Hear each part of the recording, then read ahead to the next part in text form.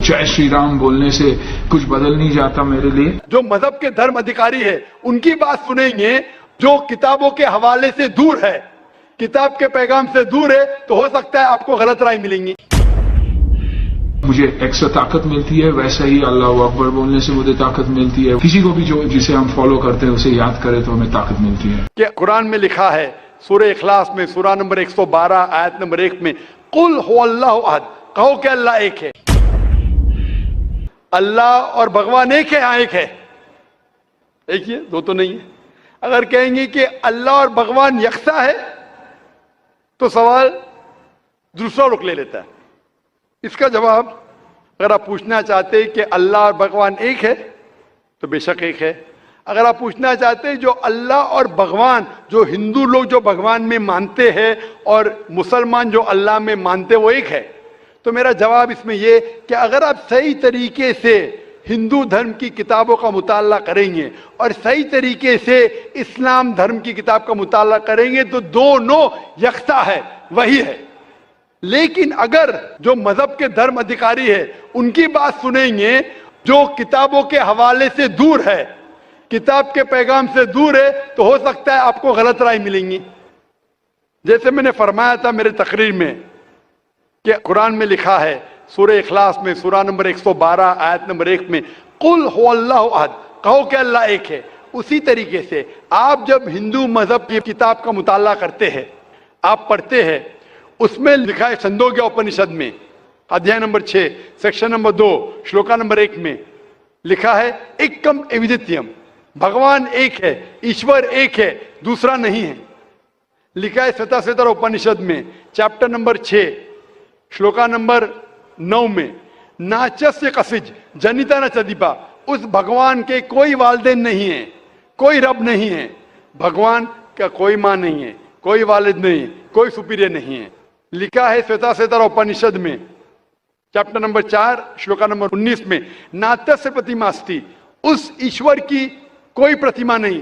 प्रतिमा का मतलब है अक्स, painting, picture, portrait, statue, idol.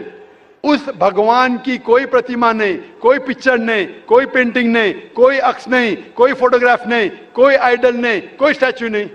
ये दोहराया गया है यजुर्वेद में चैप्टर नंबर 32 श्लोका नंबर 3 में, न तस्य प्रतिमा अस्ति, उस ईश्वर का कोई अक्स नहीं, कोई प्रतिमा नहीं, कोई पिक्चर नहीं, कोई पेंटिंग नहीं, कोई फोटोग्राफ नहीं। तो जब आप मुताला करेंगे हिंदू मजहबी किताब का और कुरान का, हिंदू मजहबी किताब का ब्रह्म सूत्र में कहा गया है एकम ब्रह्म द्योत्या नास्ते नीना नास्ते किंचन, भगवान एक ही है, दूसरा नहीं है, नहीं है, नहीं है, जरा भी नहीं है।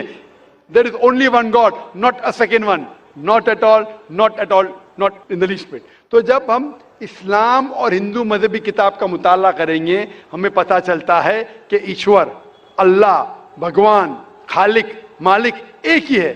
और उस खालिक, मालिक, ईश्वर, भगवान, अल्लाह का कोई अक्स नहीं, कोई पेंटिंग नहीं, कोई मूर्ति नहीं, कोई फोटोग्राफ नहीं। हमें सिर्फ उस अकेले ईश्वर अल्लाह की इबादत करना चाहिए। मैं बैजनाथ गुप्ता जी बोल रहा हूँ और मेरा कहना है कि अल्लाह अगर जर्रे जर्रे में है तो देखा जा सकता है क्या?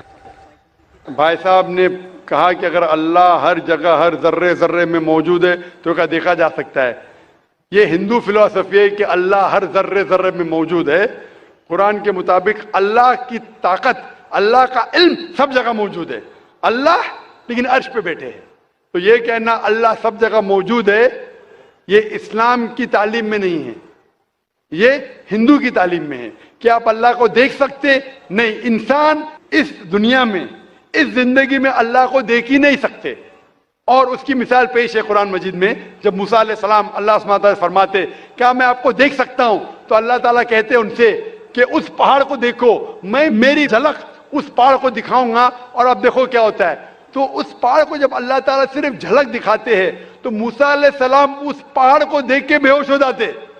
अल्लाह को तो देखा नहीं उनने, सिर्फ पहाड़ को देख के बेहोश हो जाते हैं। तो इंसान इस जिंदगी में अल्लाह सुब्हानहू व तआला को नहीं देख सकता।